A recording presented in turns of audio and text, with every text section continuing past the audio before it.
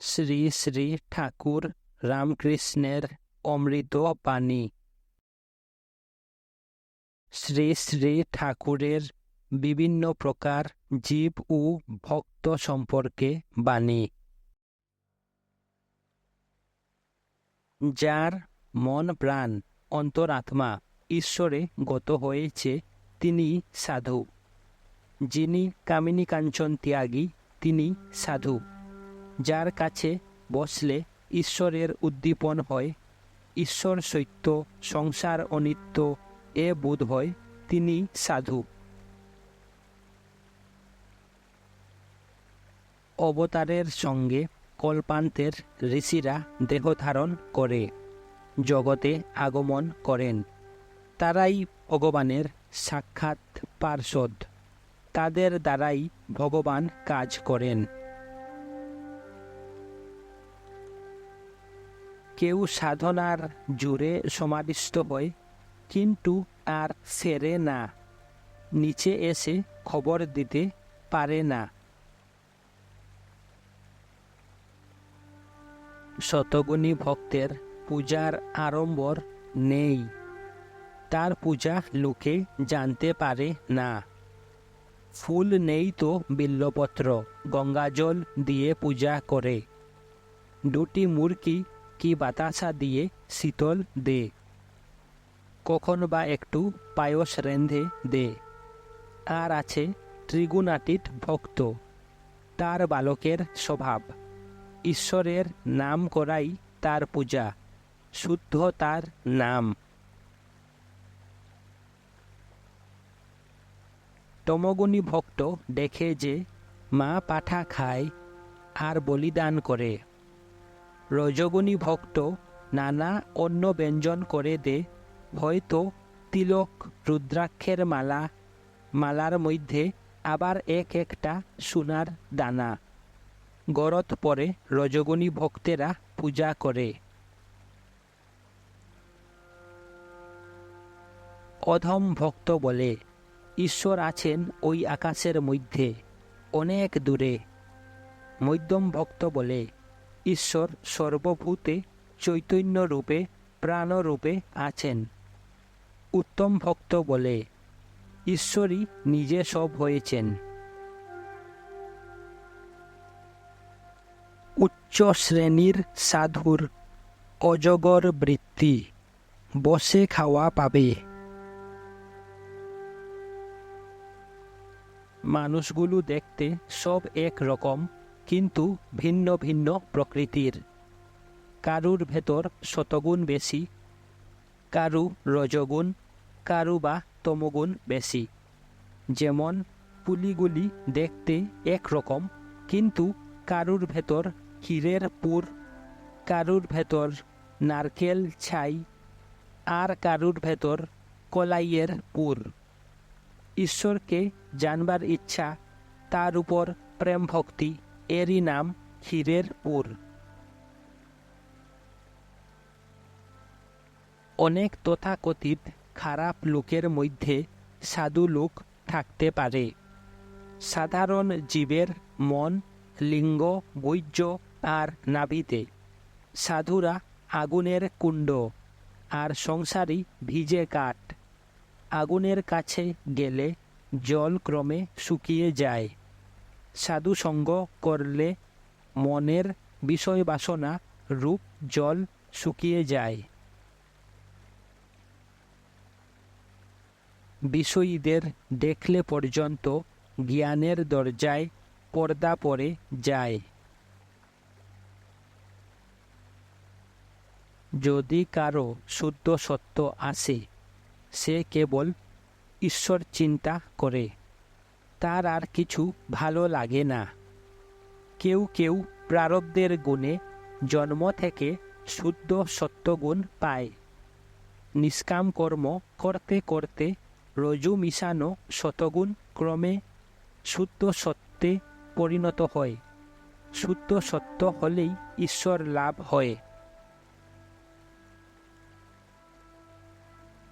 ভক্তিমান ব্যক্তির শরীর স্বভাবত কোমল ও হষ্টপদাদির গ্রন্থি সকল শিথিল হয়। ভক্তের হৃদয় তার বৈঠকখানা, তাই ভক্তের পূজাতে তার পূজা হয়।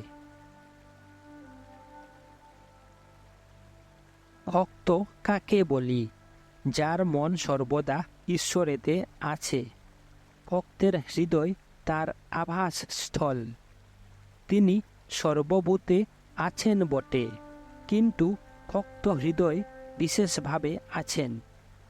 ভক্তের হৃদয়ে তিনি লীলা করতে ভালোবাসেন। প্রেমিক ভক্ত কখন মনে করে তুমি পদ্ম, আমি অলি। কখনো মনে করে তুমি সচ্চিদানন্দ সাগর আর আমি মিন। আবার ভাবে আমি তোমার নৃত্যকী, আর তার সামনে নৃত্যগীত করে। ঈশ্বরের উপর টান সকলের হয় না, আধার বিশেষে হয়। সংস্কার থাকলে হয়, আধারেগুলোর হয় না। মলয় পর্বতের হাওয়া লাগলে সব গাছ চন্দন হয়, কেবল শিমুল, অশ্বত্থ, বট আর কয়েকটা গাছ চন্দন হয় না। হাজার লেকচার দাও, বিষয়ী লোকের কিছু করতে পারবে না। চিটে গুড়ের পানা নিয়ে গুলে থাকলে মিছরির পানার সন্ধান করতে ইচ্ছা হয় না। যখন ঈশ্বর চুম্বক হন, ভক্ত ছুঁচ হয়। আবার কখন ভক্ত চুম্বক হয়, তিনি ছুঁচ হন। ভক্ত তাকে টেনে লয়। তিনি ভক্ত বৎসল, ভক্তাধীন। তার ভক্তের ভয় নেই। ভক্ত তার আত্মীয়, তিনি তাদের টেনে নেবেনই। মানুষের ভেতর দেখো বদ্ধজীবী বেশি। মা তার মহামায়ায় মুগ্ধ করে রেখেছেন। সব কলাই ডালের খদ্দের। শুদ্ধ আধার না হলে ঈশ্বরে শুদ্ধাভক্তি হয় না। এক লক্ষ্য হয় না, নানা দিকে মন থাকে। কারুর চালুনির স্বভাব, আবার কারুর কুলুর স্বভাব। যারা জীবকুটি, তাদের বিশ্বাস সহজে হয় না। ঈশ্বরকুটির বিশ্বাস স্বতঃসিদ্ধ। জীবের স্বভাব সংশয়াত্মক বুদ্ধি। তারা বলে, হ্যাঁ বটে, কিন্তু। সংসার ত্যাগী সন্ন্যাসী যদি জ্ঞান লাভ করে, তবে ঠিক মল্লিকা ফুলের মতো দাগ শূন্য। আর জ্ঞানের পর সংসার উলার থাকলে একটু গায়ে লালচে দাগ হতে পারে, তবে সে দাগে কোনো ক্ষতি হয় না।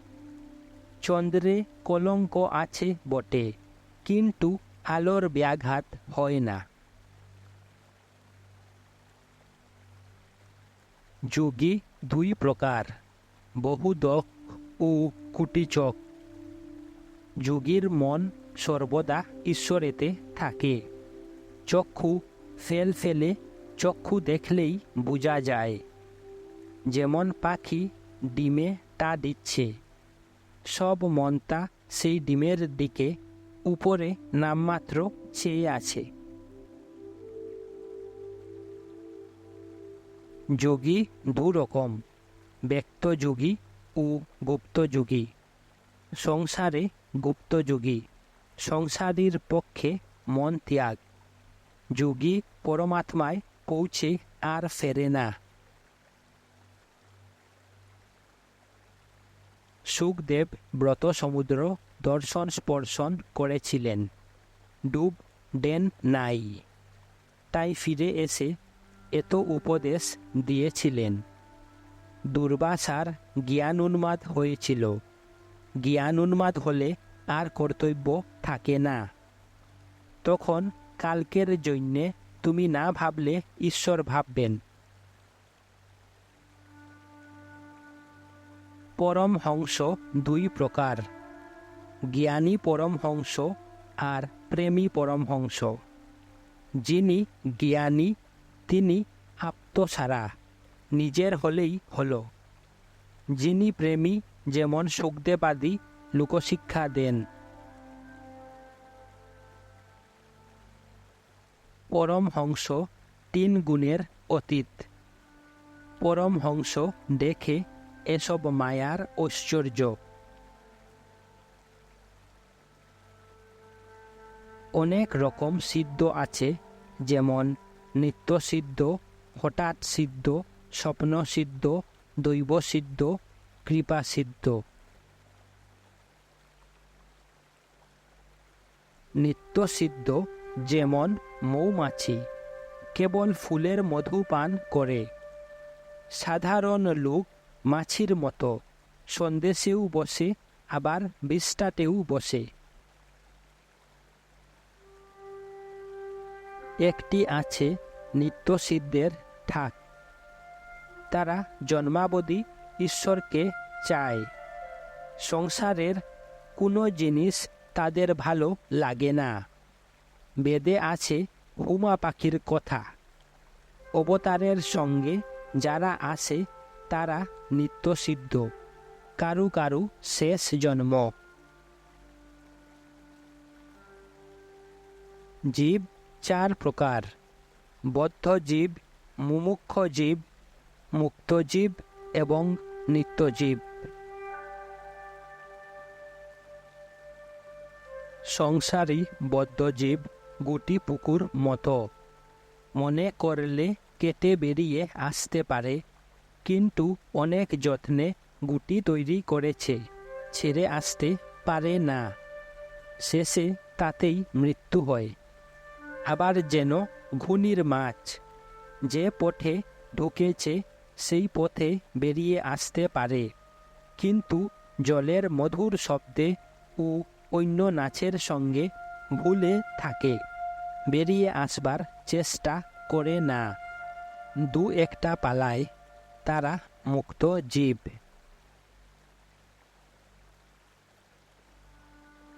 শ্রী শ্রী ঠাকুরের শাস্ত্র ও পাণ্ডিত্যের অহংকারের সম্পর্কে বাণী। সাধুদের মুখে বেদ উপনিষদ শুনতে হয়। ভাগবত ভক্ত ভগবান 3:1-1-3। পণ্ডিতেরা অনেক জানে শুনে, বেদ, পুরাণ, তন্ত্র, কিন্তু শুধু পাণ্ডিত্যে কি হবে? বিবেক বৈরাগ্য চাই। কামিনী কাঞ্চনের মধ্যে থাকলে শাস্ত্রের মর্ম বুঝতে দে না। সংসারের আসক্তিতে জ্ঞান লোপ হয়ে যায়। রজগুণে একটু পাণ্ডিত্য দেখাতে ইচ্ছা হয়, শতগুণে সব অন্তর্মুখ আর গোপন। গ্রন্থ নয়, গ্রন্থি। যে একটু বই টই পড়েছে তার অহংকার এসে জুটে, পাণ্ডিত্যের অহংকারও অজ্ঞান। বিচার করে এক রকম জানা যায়, তাকে ধ্যান করে এক রকম জানা যায়, আর তিনি যখন দেখিয়ে দেন সে এক। সরস্বতীর জ্ঞানের একটি কিরণে 1000 পণ্ডিত ঠ হয়ে যায়। শুধু পণ্ডিতগুলো ডোর কাছা পোড়া। ঈশ্বরকে না জানলে ভেতরের চুনুপুটি বেরিয়ে পড়ে। যতক্ষণ বিচার ততক্ষণ তাকে পায় নাই। ঈশ্বরকে যত লাভ হবে ততই বিচার কমবে।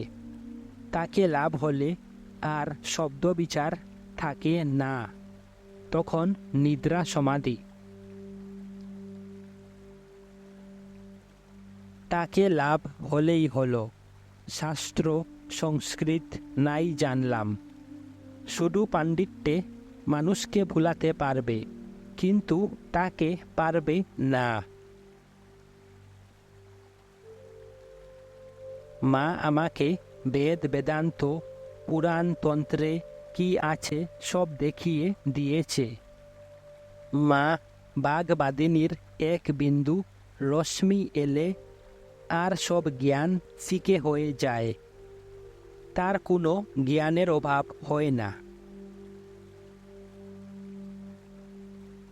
শুধু পণ্ডিত যদি বই লেখে বা উপদেশ দেয়, সে কথা তত ধারণা হয় না।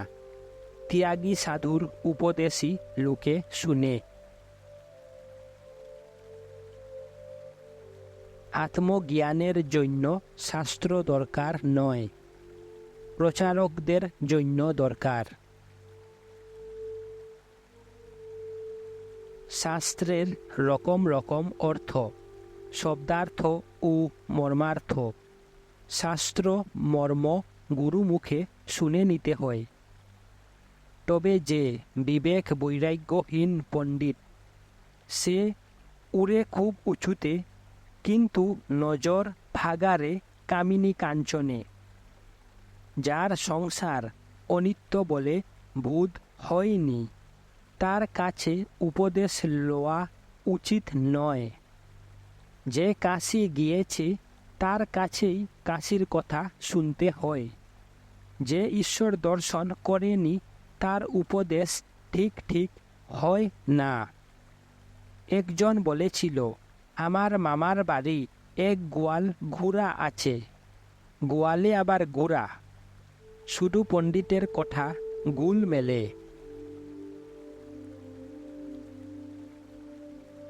এখানকার ভাব কি জানো?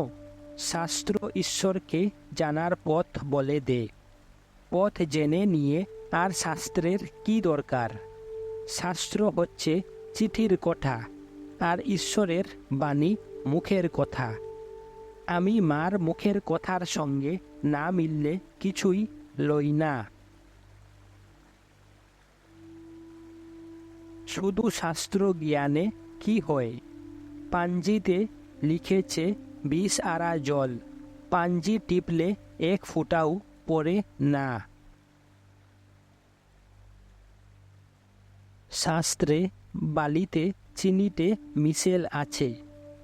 সাধু চিনিটুকু নিয়ে বালি ত্যাগ করে, সার গ্রহণ করে।